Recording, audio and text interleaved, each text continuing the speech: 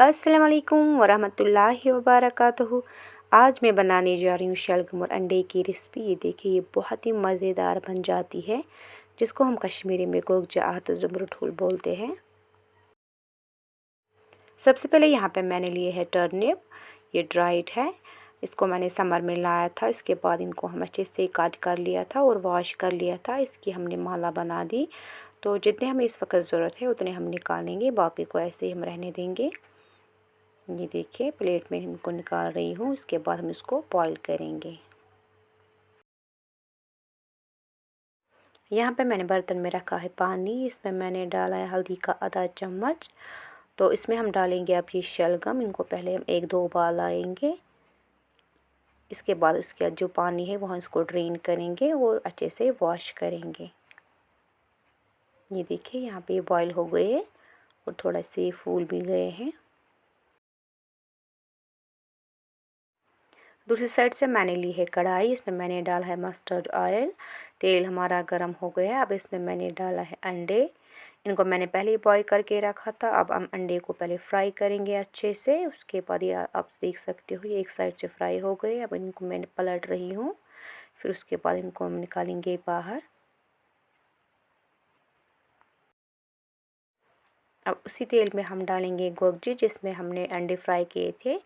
तो इनको भी हम अच्छे से शलगम को फ्राई करेंगे जब तक ये पूरी तरह से फ्राई हो जाएंगी। इनका थोड़ा सा कलर चेंज ना हो जाएगा गोगजी को, तब तक इनको हम फ्राई करते जाएंगे। एक साइड से ये फ्राई हो गए हैं। अब हम इनको पलट लेंगे। ये देखिए,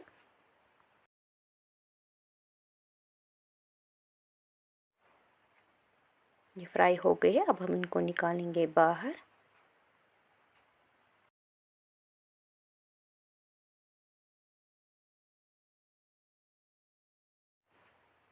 इसके बाद यहाँ पे मैंने लिया है प्रेशर कुकर। इसमें भी मैंने डाला है तेल। अब हम इसमें डालेंगे एक प्याज। मैंने यहाँ पे लिया है बड़े साइज़ का एक प्याज। इसको मैंने पहले अच्छे से कट कर लिया। अब मैंने इसको डाला है तेल में तड़के के लिए। हम यहाँ पे पहले तड़का तैयार करेंगे। पहले प्याज को हम अच्छे से फ्राई करेंगे। यहाँ पे आप देख सकते हो हमारा प्याज अच्छे से फ्राई हो गया है। इसके बाद मैं इसमें डालूँगी मिर्ची का 1 चम्मच और थोड़ा सा पानी, ताकि हमारा जो मिर्ची है वो जले ना। तो इसको हम फ्राई करेंगे, पहले मिलाएंगे। यहाँ पे हमारा प्याज मिल गया है मिर्ची के साथ। इसके बाद मैंने इसमें डाली है शलगम। अब हम शलगम को अच्छे से इसी के साथ फ्राई करेंगे।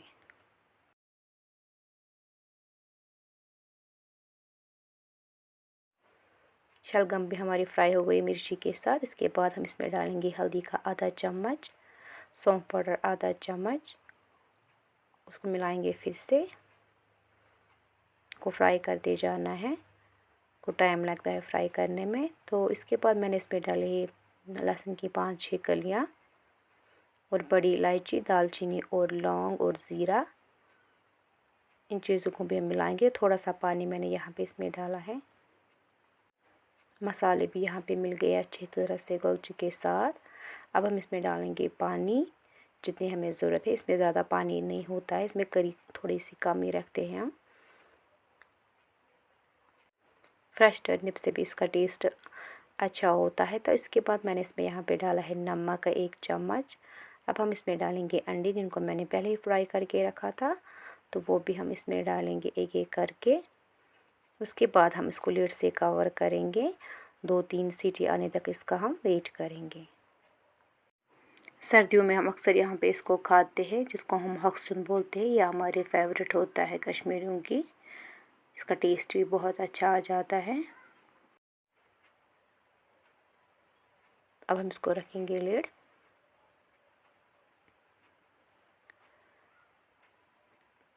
यहाँ पे आप देख सकते हैं ये रेडी हो गए हैं यहाँ पे हमारी गोगजी और ज़ुमरुठूल। तो यहाँ पे मैंने इसको बाउल में सर्व किया है। मुझे उम्मीद है कि आपको मेरा वीडियो पसंद आया होगा। तो चैनल में नए हो तो सब्सक्राइब कीजिएगा प्लीज़, और मेरी चैनल को सपोर्ट भी कीजिएगा। मिलते हैं नेक्स्ट वीडियो में, तब तक के लिए अल्लाह हाफिज़।